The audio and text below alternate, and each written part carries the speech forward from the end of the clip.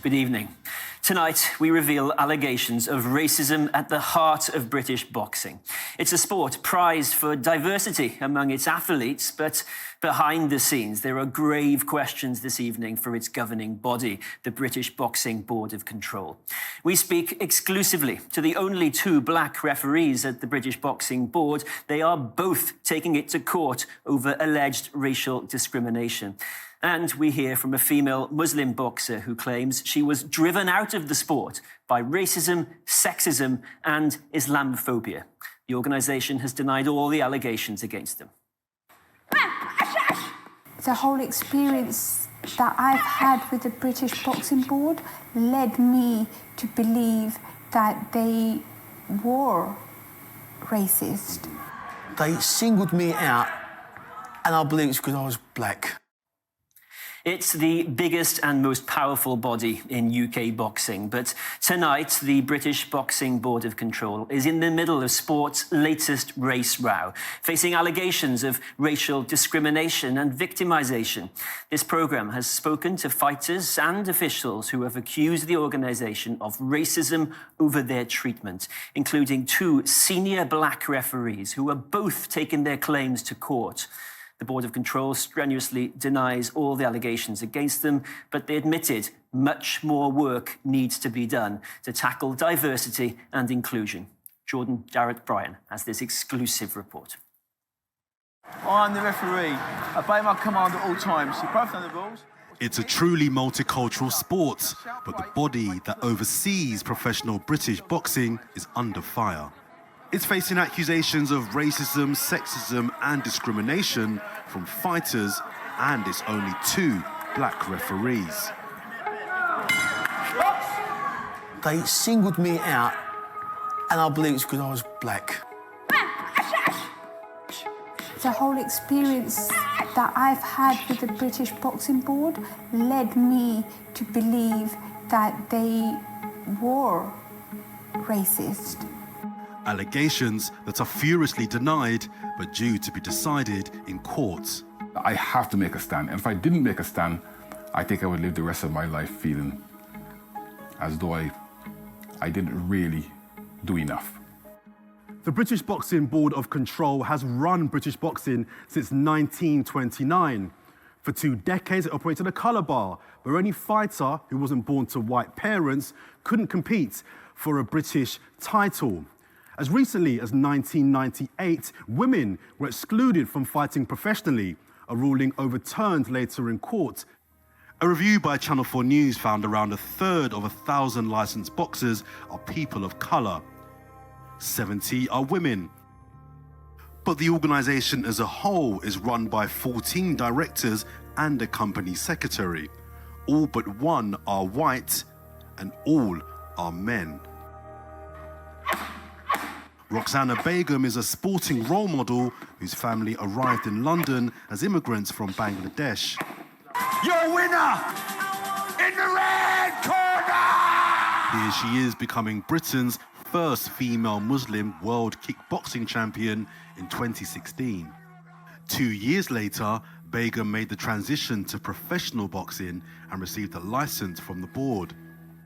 However, her relationship with the sport's governing body turned sour following an incident before a fight at London's York Hall in November 2021. Begum's family and friends were in the crowd, and she wore leggings under her shorts out of respect for them and her religion.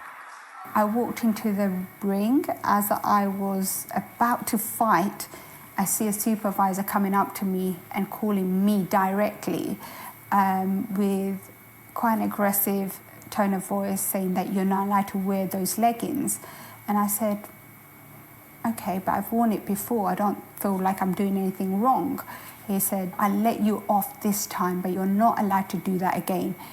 And out of respect for my family, my background, my faith, I wanted to wear leggings. My mind kind of just went. I felt attacked and violated. She narrowly lost the fight. A few weeks later, the board told her she'd been suspended. They cited 2 regulations, one for her fitness and another relating to boxers who had lost 4 fights in a row. In fact, she'd only fought 3 times, losing twice and drawing once. When I read that, I thought, oh, I'm safe because these rules do not apply to me. And then to be told that my boxing license has been suspended directly after being attacked in the ring by a supervisor verbally, I felt discriminated against. Why is the female Asian Muslim girl being called in even though I haven't broken any rules? Begum was told she'd be called for a hearing, but she'd heard nothing for 2 months. She decided to hand in her license, providing the board with a detailed account of the discrimination she faced. Begum continued her career by boxing abroad. When you're discriminated against, you know it. The whole experience that I've had with the British Boxing Board led me to believe that they were racist. I knew that I was at a disadvantage because of my colour and my race and my background and my gender. The board denied that race, religion or sex were factors in Begum's suspension. They told us her interim suspension was the direct result of safety and welfare concerns in light of her 2 losses and 1 draw. They also said that if a license holder requests permission to wear leggings during a fight on the grounds of race or religion, they would not object. The board said she chose to withdraw from the sport instead of allowing them to consider her performance. They confirmed they did not investigate any of her complaints. But it's not just fighters who accuse the British Boxing Board of Control of discrimination. Ian John Lewis hung up his gloves in 1992 to become a professional referee and judge. Absolutely amazing. And then the pinnacle of the sport, in 2010, I refereed the heavyweight championship of the world. A few years later, in 2018, the unbelievable happened. I became WBC Referee of the Year award. I mean, that's like being the best referee in the world. But in February last year, Ian John Lewis was a judge at a world title contest in Glasgow between Josh Taylor and Jack Catterall, which would leave his boxing career in tatters. And still undisputed. For me, that's wrong.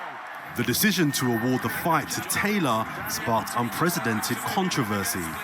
Many in boxing thought Catterall had comfortably won, knocking Taylor to the floor. However, Ian John Lewis scored the fight 114 to 111 in favour of Taylor. A second official, who is white, also awarded the contest to Taylor, albeit by a narrower margin of 113 to 112. The third judge gave the fight to Catterall. There was only 1 round where John Lewis's score differed from both other judges. He has reviewed it many times and sticks by his decision. Right, this is the 4th round. This is the round that's cost me all the controversy. It ultimately cost me my career. Less than 2 weeks after that controversial fight, Ian John Lewis was called before a disciplinary hearing to explain his scorecard. But the white judge who also awarded the fight to Taylor was not. The British Boxing Board of Control downgraded John Lewis from an A star to an A class, effectively barring him from officiating any British or international title fight. I'm absolutely disgusted. They used a scapegoat. They was under so much pressure, the British Boxing Board of Control, that they needed someone to be punished, and they chose me. I've never known a white referee get brought in for a scorecard and be punished, but I've been punished. They singled me out, and I believe it's because I was black. That's it. Ian John Lewis has since quit the board and joined a rival organisation. He is now taking the Board of Control to an employment tribunal for discrimination. A hearing has been set for November. The board said they were unable to comment on ongoing legal proceedings, But in court filings, they denied racism and said the downgrading was because of the margin of his scorecard, a regulatory breach. Our referee scoring this contest will be Jeff Hines. Jeff Hines was the board's only other working black referee and has officiated more than 1,600 fights, including this bout in 2019. He says he's encountered racism from the board for decades. He said to me, "You strolled across the ring as though you were on the beach in Trinidad." And I didn't really sort of let it get to me too much. But I know what he said there and the way he said it. He really meant that I shouldn't be here. Despite being one of Britain's most experienced boxing referees, Hines claims he was repeatedly denied promotion to top A-star class level. It meant he was barred from officiating elite level fights. To go and actually ply your trade in all these places and be involved in world title fights, British title fights, European title fights, I believe I deserve the opportunity to this day, and I've deserved it for many, many years. So to be deprived of it is a very bitter pill to swallow. And I won't swallow it. I continue. Hines enlisted the support of MPs to lobby the board for him to be considered for promotion, but this only led to more conflict. In 2019, he was charged by the board with misconduct after he was accused of being unprofessional when he left the boxing event early. Hines denied the charge and said he was exonerated. Well, I received no sanction because I was found not guilty. But what happened was, the next day, I got a letter from the board. And the letter was worded in a way to suggest that I had been found guilty and they had warned me about my conduct and my future conduct. And furthermore, they put it on their website to make me look as though I have a disciplinary problem in public. They couldn't attack my refereeing, so they had to attack my character. I wasn't having that. Hines demanded the web posting be taken down and accused the board of long-term discrimination, but says his complaints were dismissed out of hand. And that is so disappointing and so shocking, really, that an organization that purports to be a national sporting body doesn't want to accept any of these issues raised are worth even looking into. Just a total blanket denial. The British Boxing Board of Control strongly refutes all of Hines' claims. In July 2020, it suspended him without a hearing after he launched a defamation action against them. Hines has filed a victimization and discrimination claim against the board. The board said they were unable to comment on ongoing legal proceedings, but categorically denied discrimination or victimization. In legal filings, the board said it suspended Mr. Hines because his claims against them could impair his judgment and performance as a referee. There are currently no working black referees at the British Boxing Board of Control. Channel 4 News could find no policy on diversity and inclusion at the board. They told us they had invested significantly in seeking to promote diversity and inclusion, and a review of equality and diversity is underway, with a new policy in motion. They acknowledge there is much more to be done. Among current trainee referees are a female and a male from an ethnic minority. The boxing board needs to be more inclusive, they need to be more diverse, because at the moment I don't think they fully understand or can relate to boxers from minority backgrounds.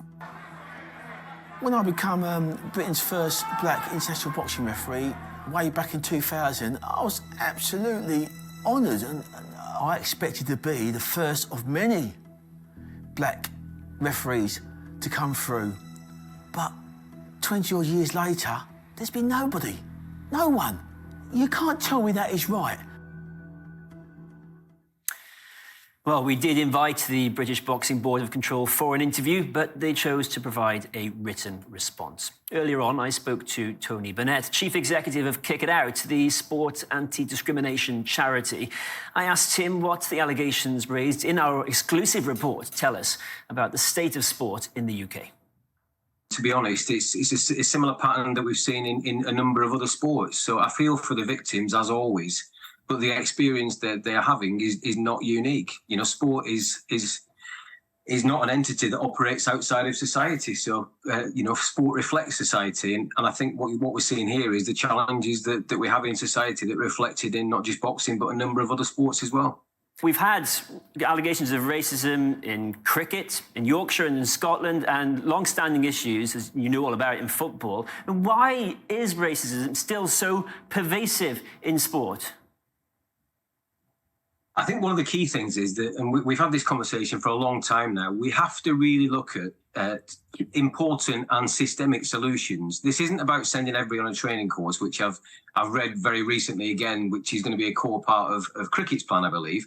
I'm not saying for a second training hasn't got a part to play, but actually what's needed here is a systemic change to sport, particularly starting with leadership. The leadership of the vast majority of sports in this country, and I was reading the leadership, interestingly, of the Board of Boxing Control as well, is not reflective of the people who participate in it. If 30% of the people who participate in boxing are people of colour, then you should see that representation reflected at the highest levels of the sport. And where it isn't reflected in different sports, that's when we get serious issues when it comes to decision making, because the people making the decisions that impact the sport have not got a lived experience or the cultural context to make the right decisions in these situations. What do you actually do about it, though? Because you've been campaigning for a long time in football. How do you actually get that representation where it matters, the people pulling the strings? And does it ultimately require some sort of legislation? You know, I mean, positive discrimination, and I hate the term actually, but any form of representation which actually prefers one candidate over another is illegal in this country based on any form of protected characteristic, unless you have a situation where two candidates score exactly the same and then you can prefer a candidate. But we have to push, you know, positive action is something that we don't use anywhere near enough in this country.